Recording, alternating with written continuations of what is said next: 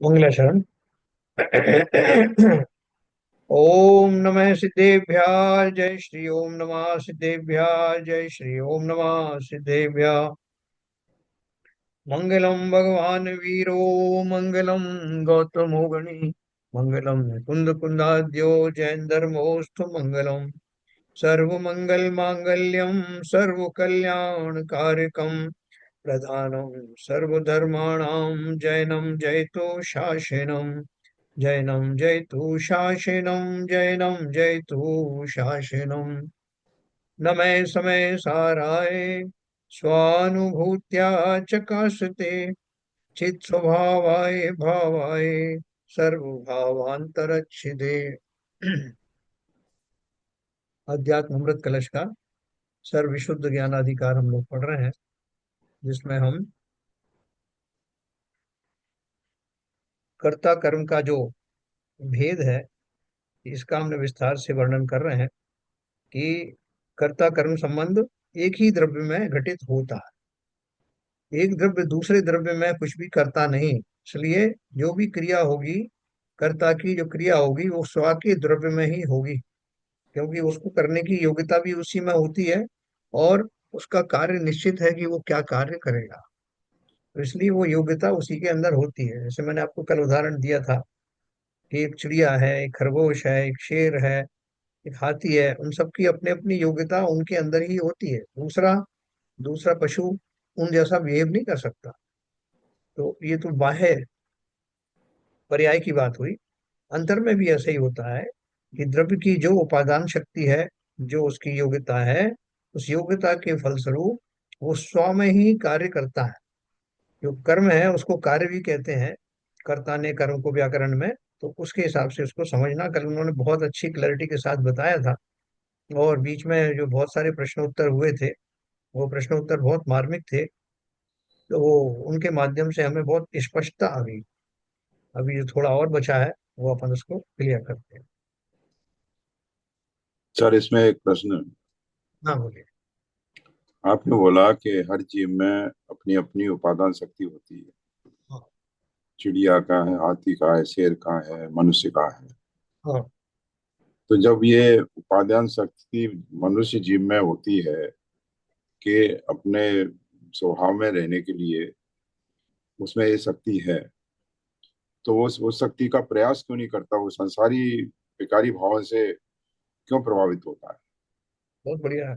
बहुत बढ़िया, यही तो प्रश्न है। तो देखो, ये तो आपको मालूम पड़ गया कि हम दोनों तरह के भाव कर सकते हैं।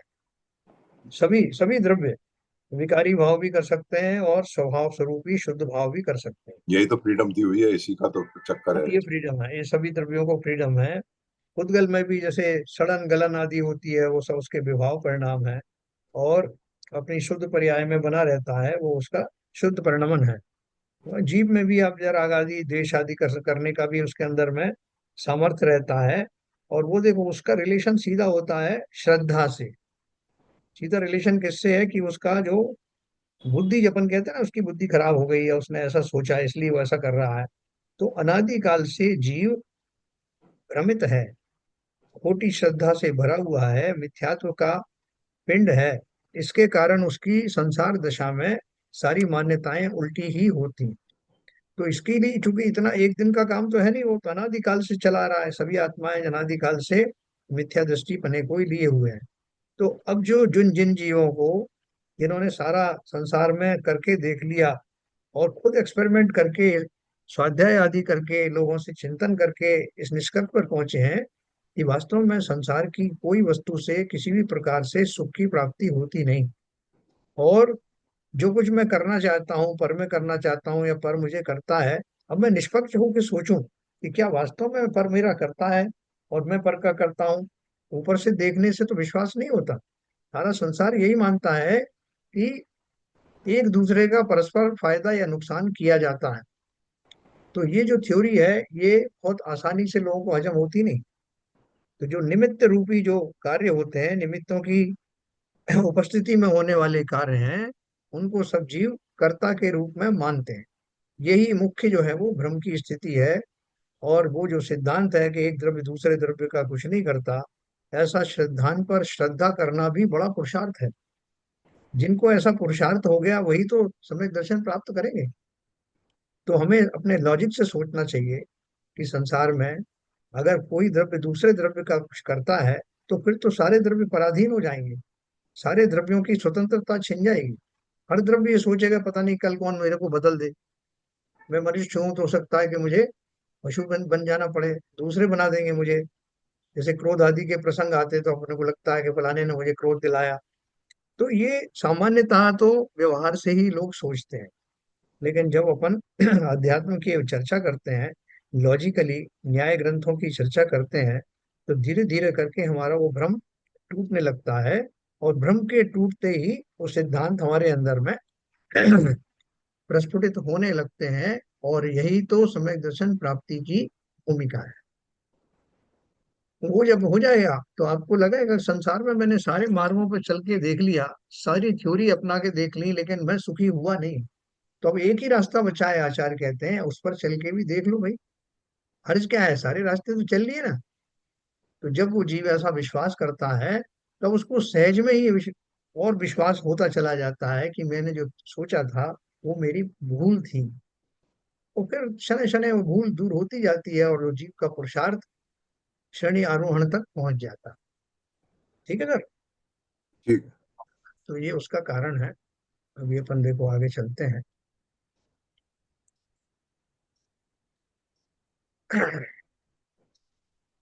देखो ये उन्होंने एक क्वेश्चन पूछा था, मैं दोबारा रिपीट कर रहा हूँ कि मनुष्यों की दृष्टि से भोजन के लिए गुण उपादेय है, गोबर अनुपादेय है। पर गोबर में होने वाली अपनी विशेषता है। अतः जब भूमि गुण से खराब हो जाती है, तब गोबर से लीप दी जाती है। वहां गुण अनुपादेय है और गोबर उपादेय हो जाता है। एकांत तो नहीं है। क्या बोल रहे हैं कि निश्चय और व्यवहार दोनों ही अपनी जगह पर उनकी भूमिका है, दोनों की अपनी अपनी उपादेयता है। इसलिए आप ऐसा क्यों बोलते हो कि व्यवहार जो है हे है और जो परमार्थ है निश्चय है वही उपादेय है। तो इसका उन्होंने उदाहरण दिया कि जैसे गोबर कहाँ उपादेय है और गुड़ गुड़ कहाँ उपादेय है। तो इसलिए दोनों ही उपादेय हैं एक अपेक्षा से। तो आप यही बोलिए कि व्यवहार जो है वही वो भी उपादेय है और निश्चय भी उपादेय है। तो उन्होंने क्या समाधान दिया, आपकी बात सत्य है। इसी प्रकार मुक्ति के लिए निश्चय आश्रित आत्मा, मुक्ति के लिए निश्चय नयाश्रित शुद्ध आत्मा ही उपादेय है। उन्होंने बोला जैसे आपने बोला लीपने के लिए गोबर उपादेय है, तो यहाँ भी तो कह रहे हैं कि जब शुद्ध आत्मा किसके लिए उपादेय है, मुक्ति के लिए। मुक्ति के लिए शुद्ध आत्मा का की आवश्यकता होगी, उसके चिंतन की आवश्यकता होगी। ये निश्चय नय से का कथन है। और व्यवहार नय का विषय अशुद्ध आत्मा ही है। व्यवहार नय क्या कहेगा, हमारी अशुद्ध दशा की बात करेगा वो। तो वो कैसा है, हे है मतलब है तो वो सत्य, लेकिन हमें उसको उपादेयता नहीं है उसकी, उसे हमें ग्रहण करने की जरूरत नहीं है। संसार की जितनी भी चीजें हैं वो सब एग्जिस्ट करते हैं, लेकिन वो हमें उनको चाहिए कि नहीं। जैसे गोबर और उसका उदाहरण दिया उन्होंने, हमें किस समय क्या चाहिए वो हमें हमारी आवश्यकता के अनुसार निर्धारण होता है। तो इसे यूं कहें कि मुक्ति के लिए वीतरागता उपादेय है, रागादि हे है।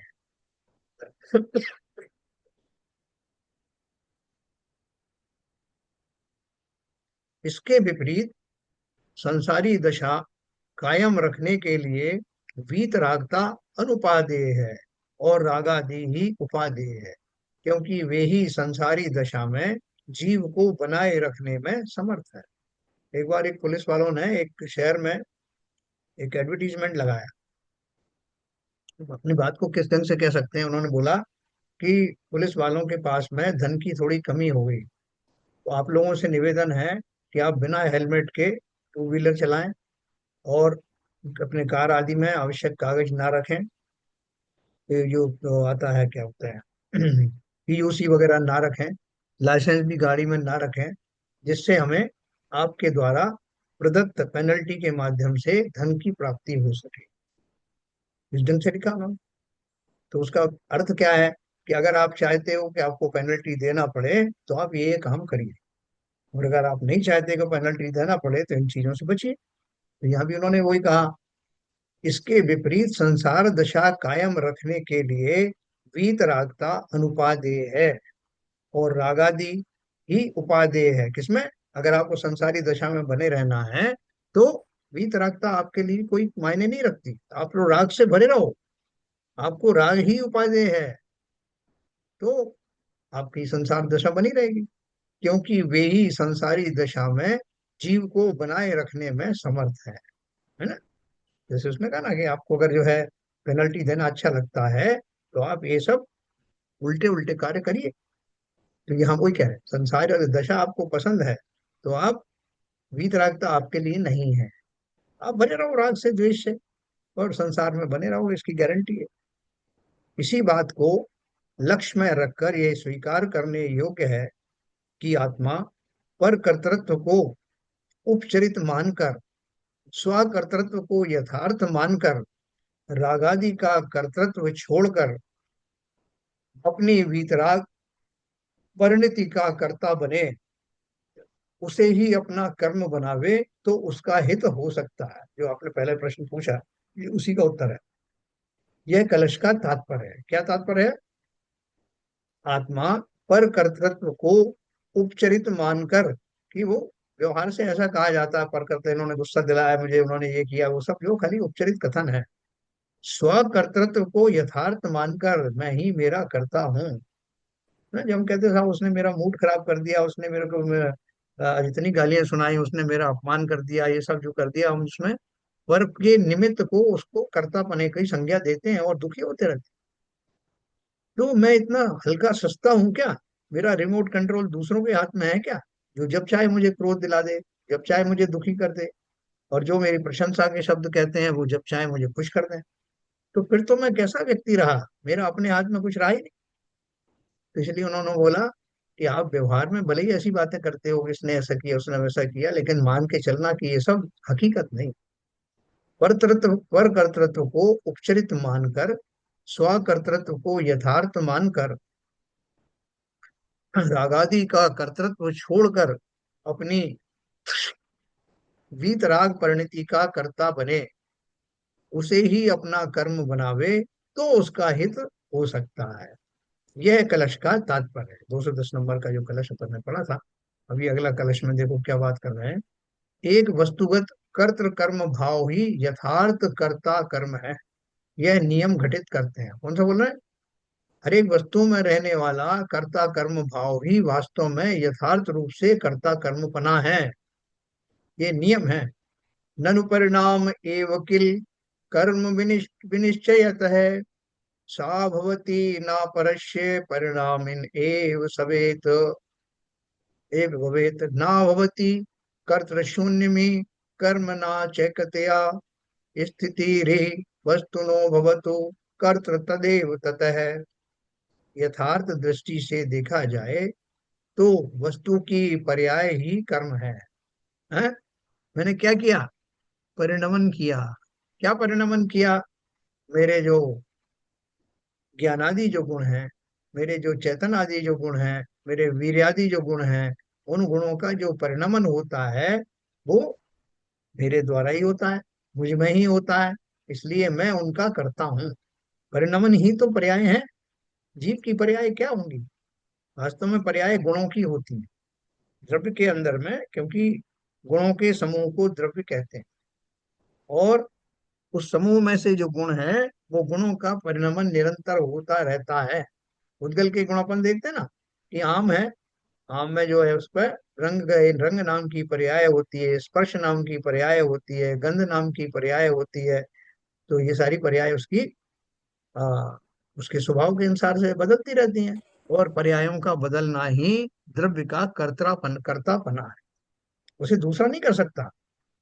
तो क्या बोल रहे हैं? वह परिणाम तो परिणामी द्रव्य का ही निश्चय से होता है, अन्य किसी दूसरे का नहीं होता। कर्ता से रहित कर्म नहीं होता, तथा वस्तु की स्थिति लोक में सदा एक सी नहीं पाई जाती, इसलिए परिणामी ही उस परिणाम का करता है। देखो, संसार में सारे लोग जो हैं इसी खोटी श्रद्धा के कारण स्वयं भी दुखी बने रहते हैं और दूसरों को भी दुखी करते रहते हैं कि मैं दूसरे के द्वारा प्रभावित होता हूँ। बोले साहब आज मैं वहां गया था, उन्होंने जो है ना बैठने का कहा ना उठने का कहा, ना पानी तक को नहीं पूछा, बड़ा अपमान किया मेरा, मैं उनको देख लूंगा।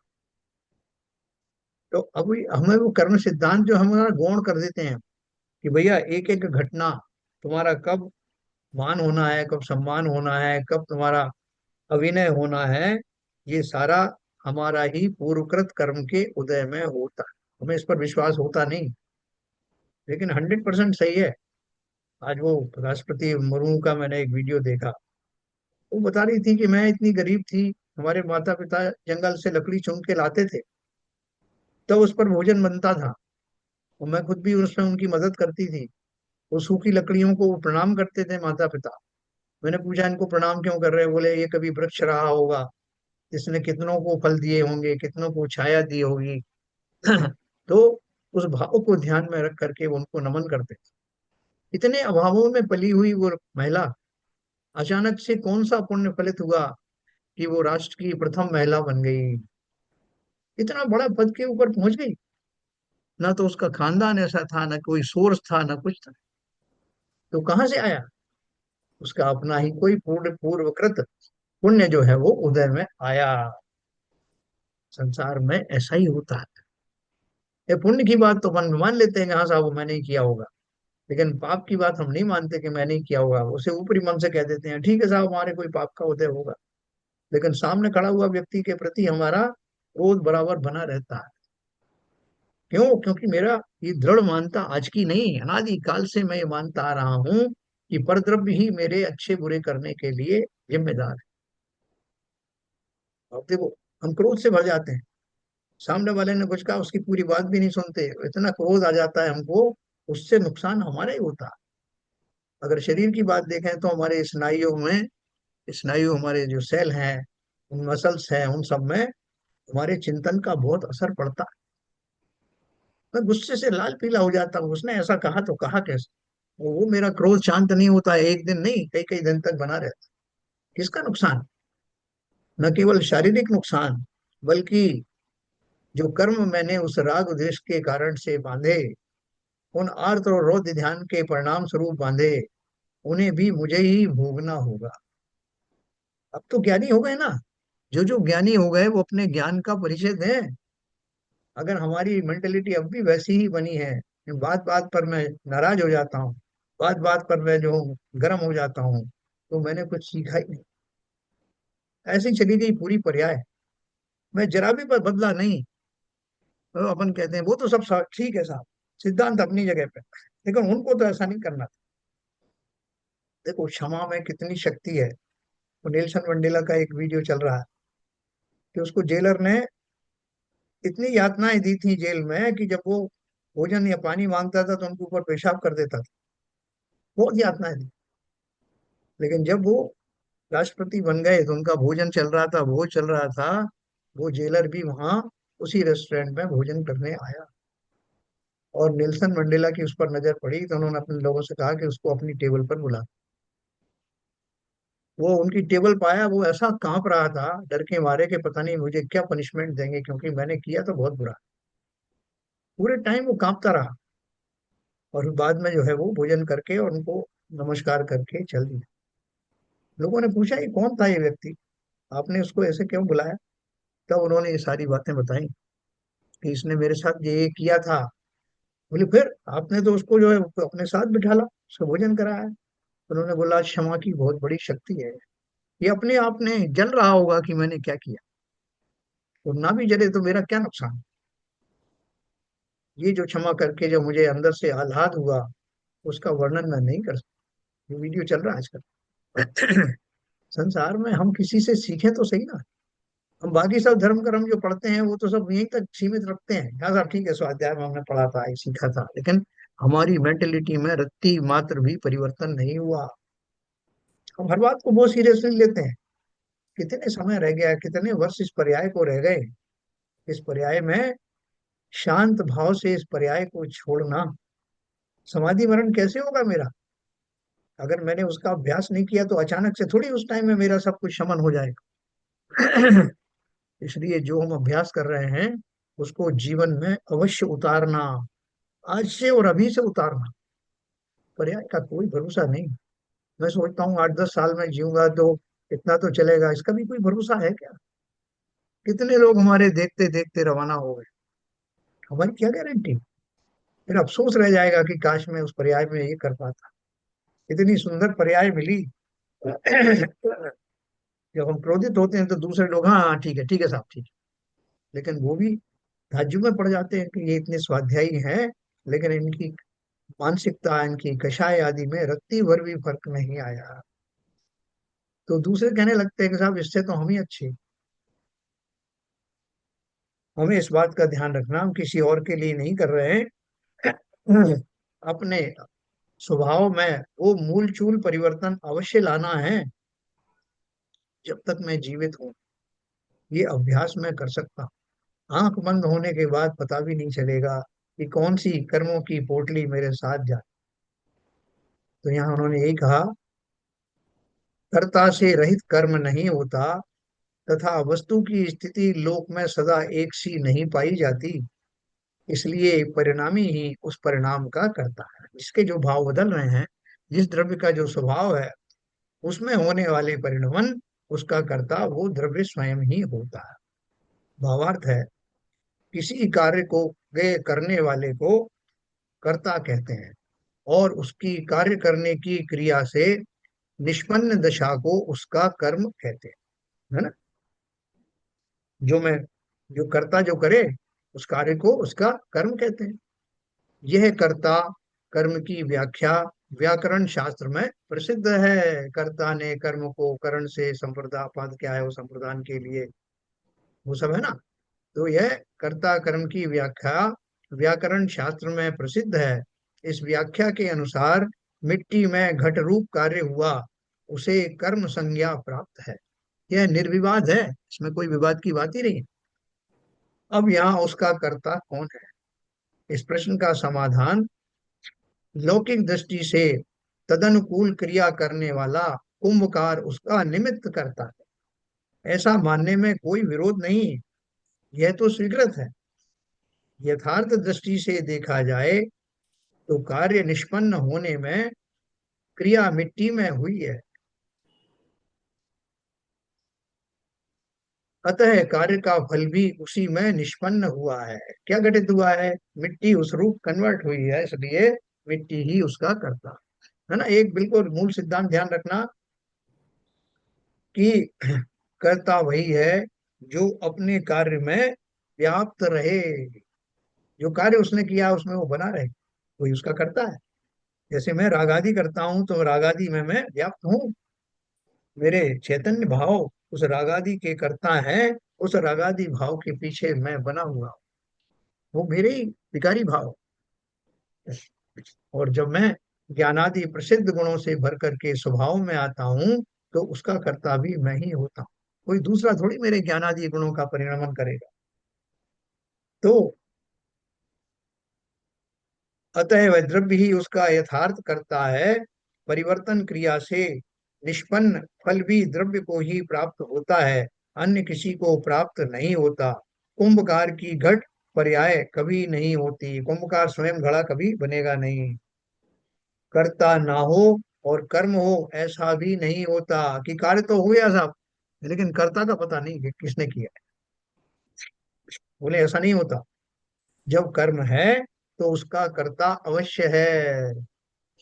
यदि वस्तु में कर्ता कर्मपना ही स्वीकार न किया जाए तो वस्तु कूटस्थ नित्य है, ऐसा कहना होगा। क्या बोल रहे हैं? यदि वस्तु में कर्ता कर्मपना होता ही नहीं है तो वो तो जड़ हो जाएगा, उसमें वो आ, कोई परिणमन ना होने से वो द्रव्य जड़ के समान हो जाएगा, कूटस्थ हो जाएगा। परंतु वस्तु की स्थिति सदा एक सी नहीं रहती है और ना दिखाई देती है, अतः सिद्ध है कि परिणाम रूप कर्म का कर्ता परिणामी द्रव्य ही है, अन्य कोई नहीं। बहुत देर तक आपके जो अचार वगैरह बनाते हो तो कहते हैं साहब गल गया ये, अब ये खाने योग्य होगा, फिर बोलते हैं साहब ये ज्यादा ही दिन हो गए इसको, अब ये सड़ने लगा। ये सारा परिणमन उसी में हो रहा है। काल, काल के बैकग्राउंड में, काल के निमित्त से वो सारी घटनाएं घटित होती रहती हैं, सभी द्रव्यों में होती है। वस्तु की नित्यता केवल द्रव्य दृष्टि से है ना। नित्यता किससे है? द्रव्य की अपेक्षा से। जैसे मैं द्रव्य दृष्टि से मैं आत्मा हूँ, सदा आत्मा रहूंगा, इस अपेक्षा से मैं नित्य हूँ। अर्थात वह द्रव्य अनादि से है और अनंत काल तक रहेगा। उस द्रव्य की ना कभी नए सिरे से उत्पत्ति हुई है और ना कभी उसका सर्वथा नाश होगा। वह सदा से है और सदा रहेगा। ऐसा सुनिश्चित होने पर भी वह कुछ ना कुछ परिवर्तन अपने में करता रहता है, यह उसका स्वभाव है। कोई द्रव्य ऐसा नहीं है जिसमें कोई ना कोई परिणमन नहीं होता हो, है। और उसके परिणमन में जो काल द्रव्य है वो निमित्त बनता है, काल के सापेक्ष में होता है। 28 दिन में, 21 दिन में हड्डी जुड़ जाती है, इतने दिन में आपका खून बदल जाता है, इतने दिन में स्किन बदल जाती है। ये सारे परिणमन शरीर में होते हैं कि नहीं? इतनी देर में भोजन किया, इतनी देर में डाइजेस्ट हो जाता है, इतनी देर में नाखून बढ़ जाते हैं, इतनी देर में केश बढ़ जाते हैं। जैसे पुद्गल में परिणमन होते हैं, उसी प्रकार से जीव के गुणों का भी परिणमन निरंतर चलता रहता है। ज्ञान का क्षोभ मेरा आज थोड़ा अच्छा है, तो इसको मैं अपनी बुद्धिमानी समझ करके बहुत लोगों से पंगा ले लेता हूँ, उनको बुद्धिहीन समझ लेता हूँ। लेकिन दूसरे ही पल ऐसी घटना घटित हो सकती है कि मैं मूर्ख जैसा हो जाऊं। मुझे कुछ समझ में नहीं आ रहा। लोग बोले साहब ये तो बड़े विद्वान थे, इनको क्या हो गया? इनको तो बेसिक ही नहीं समझ में आ रहा। कभी भी घटित हो सकता है, इसलिए इसलिए किसी भी वस्तु का क्या घमंड करना। धनादि तो चलो बाहर की चीजें हैं, अंदर की जो प्रज्ञा है, जो बुद्धि है, उसका भी क्षय कम ज्यादा हो जाए पता नहीं।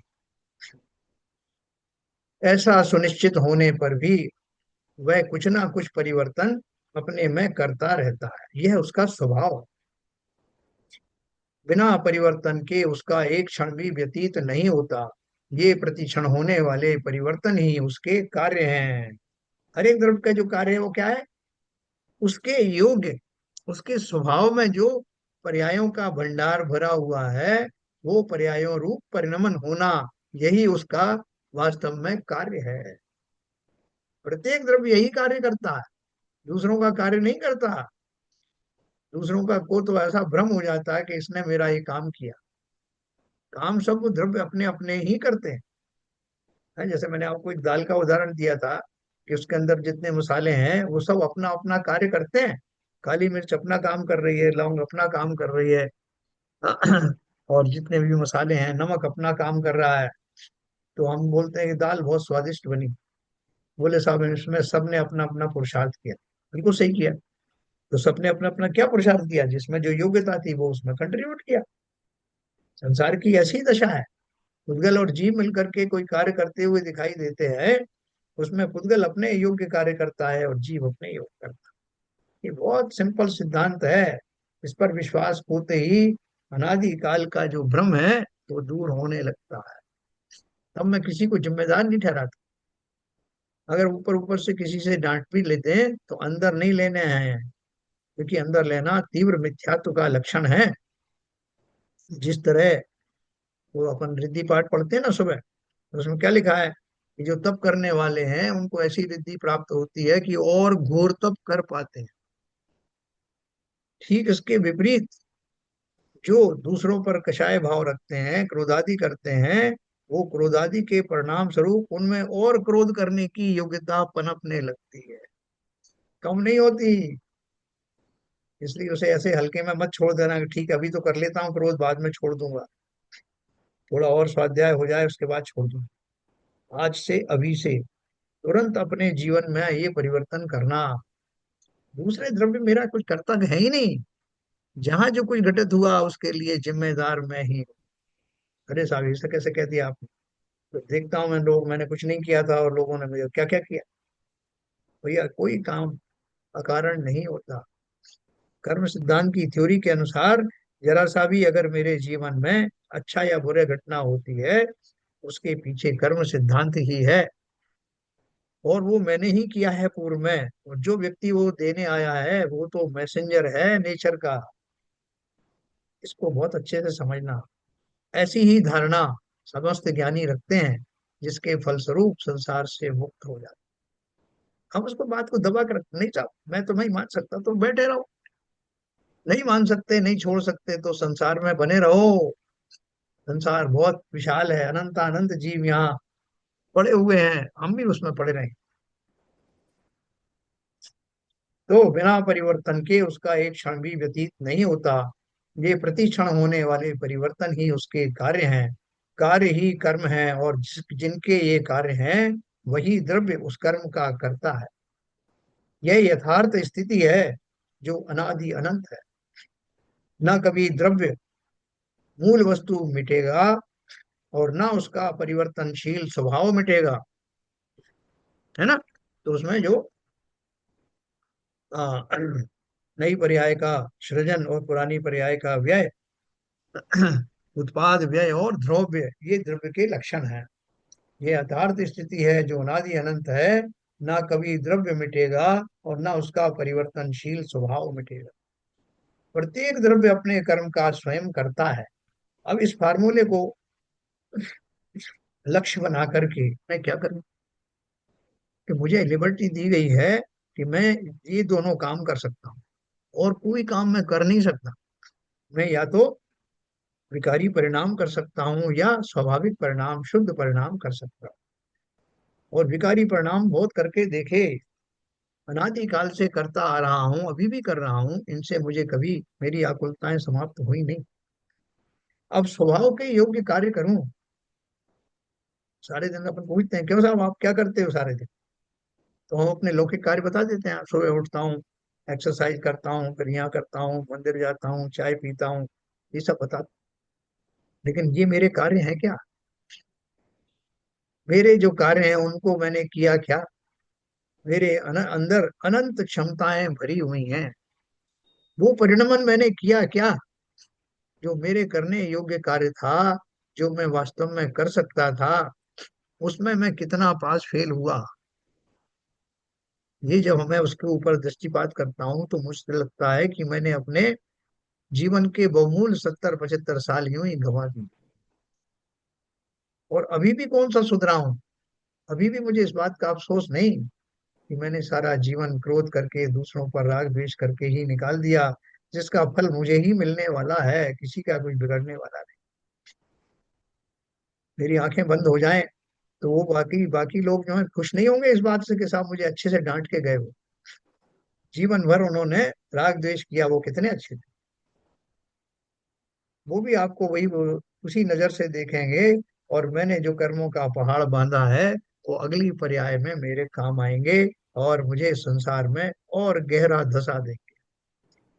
अभी तो समय समय भी पता नहीं कितना बचा है, लेकिन ये चिंतन करने की आवश्यकता तुरंत प्रभाव से है। क्षण क्षण में आयु समाप्त हो रही, मुट्ठी में रखी हुई रेत की तरह निरंतर उसका क्षरण हो रहा है। इसलिए दयानंद राय जी ने कहा, एक एक घड़ी मत विसरो करो नित आओ जम मुख बीच में। एक घड़ी भी विसारो मत संयम आदि को, क्योंकि तुम्हारी आयु यमराज के मुख में है यमराज तो कहने के लिए बात है। तो अनुतौर आगे चलते हैं। प्रत्येक द्रव्य अपने कर्म का स्वयं करता, अन्य वस्तु अन्य वस्तु के परिणमन का करता नहीं। अगर हम मान लो शांत रहें तो हमारा कुछ जाएगा नहीं। हम सोचते हैं कि हम अगर शांत रहे, हमने लोगों को क्षमा किया, तो हमारी वैल्यू कम हो जाएगी और मुझे बहुत नुकसान होगा। इसी भ्रम के कारण से जिनके जैसे स्वभाव बने हैं, उसको बनाए रखना चाहते हैं। लेकिन हम जानते नहीं कि जो क्षमा में है, जो शांत भाव में है, जो निराकुलता का जो लाभ है, हम न केवल उससे इस पर्याय में वंचित रह रहे हैं, बल्कि आगे आगे के लिए भी अपने लिए मुसीबतें खड़ी कर। चेंज करके देखें तो लोग बोलते हैं साहब इतने साल हो गए वो तो बदले ही नहीं, वैसे ही के वैसे। फिर दूसरा स्टेटमेंट देंगे, साहब वो बहुत बदल गए, बहुत परिवर्तन हुआ। लोग कुछ भी कहें, मैं स्वयं अपने परिवर्तन को देख सकता, महसूस कर सकता। तो अन्य वस्तु के परिणमन का कर्ता नहीं है, क्योंकि दो वस्तुओं का पृथक सत्तापना सिद्ध है, इस हेतु से उसे सिद्ध करते। देखो इसी में कितना जोर लगाया उन्होंने, इतना सा सिद्धांत समझाने। बहिर्लुठति यद्यपि स्फुटदनंत शक्ति ही स्वयं, तथापि पर वस्तु नो विशति नान्य वस्तुवंतरम। स्वभाव नीतम यतः सकलमेव वस्तु वस्तिष्यते, स्वभाव चलना कुलः किमिह मोहित है क्लिश्यते।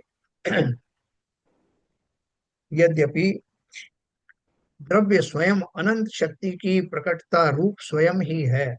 देखो ये जो चैप्टर चल रहे हैं सिद्धांत पर, यानी ये समरी है, निचोड़ है। और ये साथ में तार्किक बुद्धि से, तार्किक दृष्टि से सिद्ध भी किया जा रहा है। ये सिंपल स्टेटमेंट नहीं है, वो आपको लॉजिकली बताया जा रहा है कि भैया सुधर जाओ। क्यों कहा जा रहा है? जो आपकी सुनता है, जिससे उम्मीद है कि ये इस बात को अपनाएगा, उसी से कहा जाता है, किसी पागल से नहीं कहा जाता। आचार्यों ने कहा है कि उसी को समझाओ जो समझना चाहता है। यद्यपि द्रव्य स्वयं अनंत शक्ति की प्रकटता रूप स्वयं ही है, तो भी दूसरी किसी भी वस्तु का अन्य वस्तुअंतर रूप परिणमन नहीं होता है।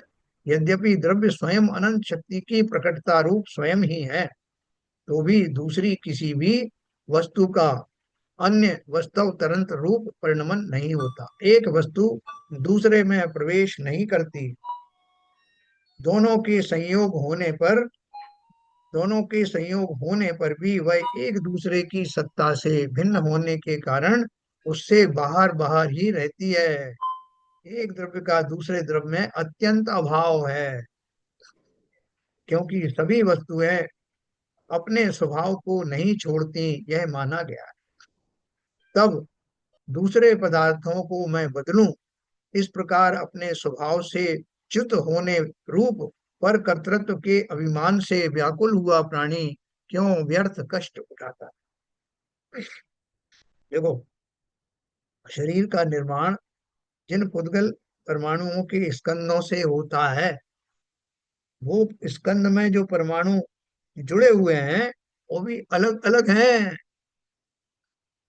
हमें पूरी स्किन एक दिख रही है, लेकिन हर एक परमाणु और दूसरे परमाणु के बीच में बाउंड्री लाइन है, जो साइंस में भी बताया। इसका अर्थ क्या है कि पूरी एक इंटीग्रल शरीर दिखने के बावजूद भी उसका एक एक पार्ट अलग अलग है। मात्र एक द्रव्य ऐसा है, या जो बाकी के नोबल द्रव्य हैं वो, या जिनमें ऐसा पार्ट पार्ट करके भेद नहीं, अखंड प्रदेश है आत्मा के। ऐसी नोबल द्रव्य का बना हुआ मैं हूं, उसकी अद्भुतता का क्या वर्णन करूं। तो ऐसी एक्सरे मशीन आती हैं जो एक यदि आपका जो कोई लोहे की वस्तु है तो उसको एक्सरे मशीन में डाल के वो बता देती है इसमें कितना निकल है, कितना इसके अंदर स्पॉन्ज है, कितना क्या है, वो सब अलग अलग आपको पूरा आपको एनालिसिस एनालिसिस, करके दे देती है। तो वो कैसे कर पाती है? बिल्कुल बिल्कुल, बिल्कुल सही कहा। अरे इवन जो होमोजेनियस मिक्सचर बन बन गया, हलवे में शक्कर डाली आपने और वो शक्कर उसमें हिल मिल गई, तो तब भी उसमें अगर आप उसको एनालिसिस प्रॉपरली करोगे तो शक्कर के परमाणु अलग और आटे के परमाणु अलग। बिल्कुल बिल्कुल मिलेंगे। कोई भी द्रव्य किसी दूसरे द्रव्य के अंदर घुस नहीं सकता। हम बस अपनी सूक्ष्म आंखों से देख नहीं पाते हैं बस हम। बस, अपन तो ये पुद्गल पुद्गल की ही बात कर रहे हैं। पुद्गल का एक परमाणु दूसरे परमाणु के अंदर घुसता नहीं, जबकि दोनों सब पुद्गल द्रव्य ही है ना। तो फिर आत्मा की क्या बात करते हो? आत्मा में किसी की गाली रूपी शब्द जो पुद्गल है कैसे घुस जाए? किसी के अपशब्द कैसे घुस जाएंगे? किसी के मान अपमान करने वाली जो भावना है, जो प्रकरण है, वो मेरे अंदर कैसे घुसेगा? इसलिए निश्चिंत हो जाओ, कोई द्रव्य मेरे अंदर प्रविष्ट होता नहीं। मैं अगर क्षमा आदि का भाव रखूंगा तो घबराना मत कि कल से मैं अगर मैंने अपना स्वभाव बदल दिया तो लोग मेरे सर पर बैठ जाएं। कोई किसी पर नहीं बैठेगा। सब हमारे कर्मों के हिसाब से गवर्न होगा। हो सकता है कि ऐसी परिस्थिति भी आ जाए, जैसे कमट को उन्होंने क्षमा किया तो कमट और ज्यादा उग्र हो गया। कई बार ऐसा लगेगा कि ये तो मेरे से दबने में लगा है, तो और ज्यादा उग्र हो जाए, क्योंकि मेरा और उग्रता वाले कर्म का उदय हुआ। मैं भ्रमित हो जाता हूँ कि मैंने ऐसा किया इसलिए ऐसा हुआ। लेकिन ज्यो ज्यो मैं, अगर ऐसा नहीं होता तो पारसनाथ पागल थे क्या? 10-10 भाव तक उनको झेला, सामर्थ्य होते हुए भी उसका प्रतिकार नहीं किया। पांडवों ने जो अपना, कितने शक्तिशाली थे वो, उन्होंने उसका किसी का अपकार नहीं किया। उनके ही शत्रु दुश्मन बन करके आए, गरम कुंडल पहनाए, उन्होंने कुछ नहीं कहा। गज कुमार मुनि भी क्षत्रिय थे, वो भी बहुत कुछ कर सकते थे, नहीं किया। अल्टीमेटली फायदा किसको हुआ? इसलिए ये जो भ्रम है निकाल देना कि मैंने अपना स्वभाव बड़ी मुश्किल से अपनी छवि बनाई है, क्रोधी की, क्रोधी की छवि या उग्र स्वभाव की छवि मैंने बनाई है, इसको बदल दूंगा तो लोग मेरे सर पर चढ़ जाएंगे। हो सकता है कि टेम्परेरी ऐसा भी हो, क्योंकि मेरा ऐसा कर्म का उदय भी हो सकता है। लेकिन कालांतर में वो जो मैं अपने स्वभाव में जो विशिष्टता लाऊंगा, वो मेरे ही लिए कार्यकारी होगी, एक जन्म में नहीं, अनेक जन्मों में जो आने वाले। इसलिए ये सौदा बहुत सस्ता है। उग्रता जीवन में काम आती नहीं। स्वयं का नुकसान तो करती करती है शारीरिक रूप से, मानसिक रूप से भी जीव को शांत होने नहीं देती। कोई ने किसी को कुछ कह दिया तो वो 4 दिन तक शौक में चला गया। क्यों चला गया? क्योंकि ये सिद्धांत का पालन नहीं कर रहा कि भैया कौन मुझे दुखी कर सकता है। मेरा ही कोई पूर्वकृत कर्म का उदय आया जो इसके निमित्त से इस तरह इन शब्दों के रूप में प्रकट हुआ। मैं तो वैसा ही अक्षुण आत्मदेव हूँ, मेरा कौन बुरा कर सकता? ये ऊपर से आने वाले जो कर्म आदि हैं, इनके प्रसंग में जो घटनाएं दिखाई देती हैं, वो सब टेम्परेरी है। उनसे मेरी निर्जरा होगी कब? अगर मैं उनमें जुड़ू नहीं तो। वरना तो मैं नई नई बांधता रहूंगा। तो देखो अपन इसको समेटते हैं लास्ट में। यद्यपि द्रव्य स्वयं हो गया, एक वस्तु दूसरे में प्रवेश नहीं करती, दोनों के संयोग होने पर भी वह एक दूसरे की सत्ता से भिन्न होने के कारण उससे बाहर बाहर ही रहती है। क्योंकि सभी वस्तुएं अपने स्वभाव को नहीं छोड़ती, यह माना गया है। तब दूसरे पदार्थों को मैं बदलूं, इस प्रकार अपने स्वभाव से च्युत होने रूप पर कर्तृत्व के अभिमान से व्याकुल हुआ प्राणी क्यों व्यर्थ कष्ट उठाता? संसार के समस्त प्राणी अपनी अपनी पुरुषार्थ शक्ति का उपयोग परद्रव्य के बनाने में, उसके परिवर्तन करने में, उसे अपनी इच्छानुसार परिणमाने में अनादि से ही कर रहे हैं। बाहुबली स्वामी से युद्ध हुआ चक्रवर्ती भरत का, लेकिन भरत ने अपनी गलती को स्वीकार किया कि कैसे आवेश में आकर के और चक्र रत्न को पूरा अंदर प्रवेश करने के लिए उनको, जो बचा हुआ राजा था उसकी पराधीनता स्वीकार करने के लिए उनसे युद्ध करना पड़ा। लेकिन जैसे ही उसको वो दौर समाप्त हुआ तो वही बाहुबली स्वामी के चरणों में गिर गया, अपने छोटे भाई। वो भूल गए कि इन्होंने इसने मेरे साथ क्या किया था, ऐसी उद्दंडता की थी। चरणों में गिर गए, उनकी स्तुति की, महाराज ये जमीन ये किसी की हुई क्या? आप धन्य हैं जो आपने ये मार्ग अपनाया, और मैं कैसा अभी तक मैं अभागा हूं जो अभी तक इस संसार के चक्कर में पड़ा हुआ। ऐसा कौन कह सकता है? इतना विशाल हृदय किसका हो सकता है? तो इन्होंने कहा संसार के समस्त प्राणी अपना अपना पुरुषार्थ शक्ति का उपयोग पर द्रव्य के बनाने में, उसके परिवर्तन करने में, उसे अपनी इच्छानुकूल परिणमाने में अनादि से ही कर रहे। देखो व्यवहार में कई बार ऐसा कहने में आता है कि मैंने उनको बहुत डांटा साहब, और ऐसा डांटा उनको को सही हो गया, आगे से मेरे से कोई सामने खड़े नहीं होंगे। ये सब हम व्यवहार में कहते आए हैं। लेकिन अगर हम वास्तव में अंदर से इस बात को समझें, इस सिद्धांत के परिप्रेक्ष्य में, तो हमें अपनी गलती का एहसास होगा। आपने टेम्परेरी कुछ भी कर लिया, हो सकता है कि आपने ऊपर ऊपर, लेकिन ऊपर ऊपर से कर सकते हो, वो भी हो सकता है। अंदर से इन भावों को अंदर तक मत ले जाना। प्रारंभ में ऐसे ही शुरुआत करना, फिर तो हम इसमें पारंगत हो जाएंगे, फिर हम बाहर से भी वो उपयोग में नहीं लाएंगे। संसार के समस्त प्राणी अपनी अपना पुरुषार्थ शक्ति का उपयोग पर द्रव्य के बनाने में, उनके परिवर्तन करने में, उसे अपनी इच्छानुसार परिणमाने में अनादि से ही कर रहे हैं। यह उनका मोहित परिणाम है, भूल है। क्योंकि प्रत्येक ही वस्तु अपने अपने स्वभाव में नियत है। चेतन सदा चेतन रहेगा, अचेतन अचेतन रहेगा। कभी इनके स्वभाव बदलेंगे नहीं। इतना ही नहीं, किंतु पुद्गल पुद्गल द्रव रूप में परिवर्तित होते हुए भी तद्रूप ही परिणमेगा। जिस रूप में परिवर्तन होने की उसकी अपनी योग्यता है। वो घड़ा है, पुद्गल है, अल्टीमेटली मिट्टी में ही मिल जाएगा। मिट्टी से बना है, मिट्टी में ही मिल जाएगा। तद्रूप ही परिणमेगा। जिस रूप में परिवर्तन होने की उसकी अपनी योग्यता है, उसे अन्य रूप में कोई परिवर्तन नहीं करा सकता। ऐसा वस्तु स्वभाव है। शरीर को जला के खाक कर दो तो बनेगी राख ही, क्योंकि पुद्गलों की सब यही नियति होती। ऐसी स्थिति में कर्तृ कर्म भाव निश्चय से एक वस्तु का उसी वस्तु में है, यह सिद्ध है। पर को करूं ऐसा भाव अज्ञानी को आता है। मैं इसको ऐसा कर दूं, मैं अभी इसको ऐसा कर दूंगा कि ये मेरे सामने नतमस्तक हो जाए, ये मुझसे डरने लगेगा। ऐसा जो भाव है वो किसका होता है? अज्ञानी को होता है। पारसनाथ ने कभी सोचा कि कमट को बदल दूं मैं, कमट को इतना झुका दूं मैं, ये समझ जाए बात को। उन्होंने अपना काम किया, पर को परिणमाने का विकल्प रखा ही नहीं।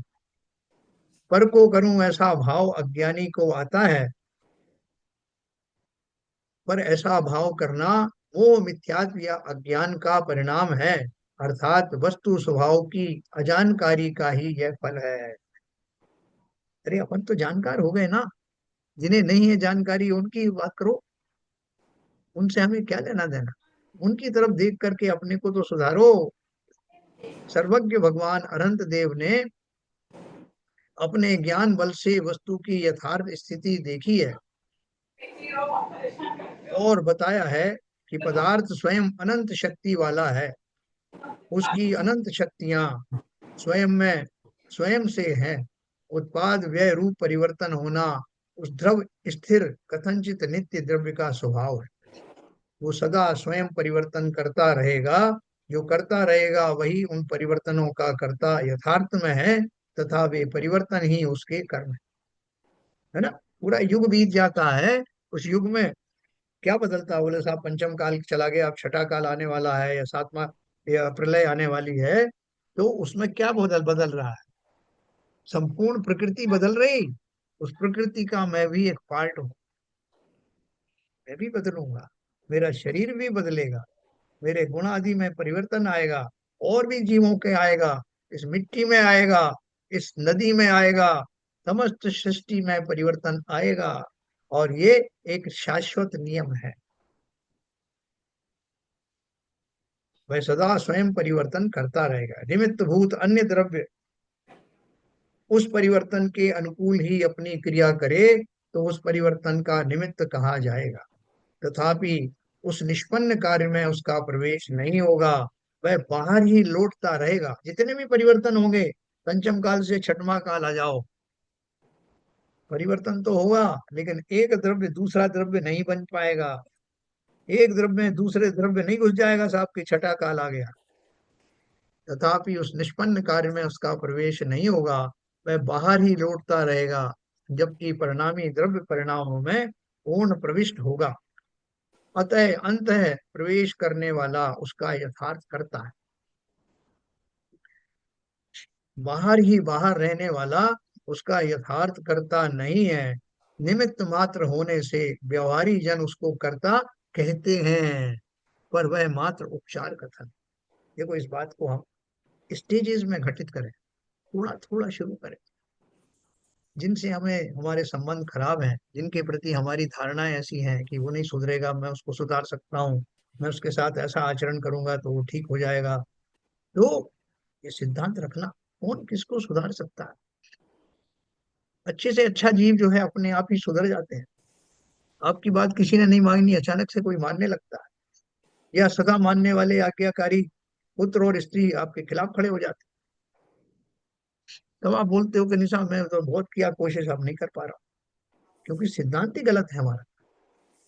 इस सिद्धांत को जीवन में अलग अलग लेवल पर घटित करके देखना, एक साथ ना घटित हो तब थोड़ा थोड़ा करना, लेकिन सिद्धांत को, ये जो विद्या सीखी है ना, इस विद्या को आजमा कर देखना। इसका फायदा जीवन में कितना होता है, हमारे पास अब गिनती की सांसें बची, उतने समय में हमको ये सिद्धांत पूरा हृदयंगम करके उसको, उसका परिपालन करना है, तभी ये पर्याय सार्थक हो। चलिए, समय हो गया आप सबका। ये प्रश्न नंबर 371 अपन कल पढ़ेंगे।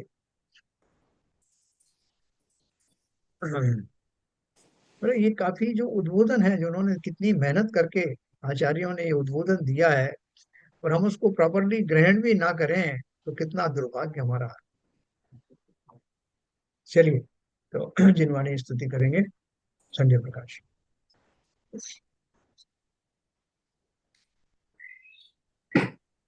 सारे दे माँ, हे सारे दे माँ, अज्ञानता से हमें तारे दे माँ, हे सारे दे माँ, हे सारे दे माँ।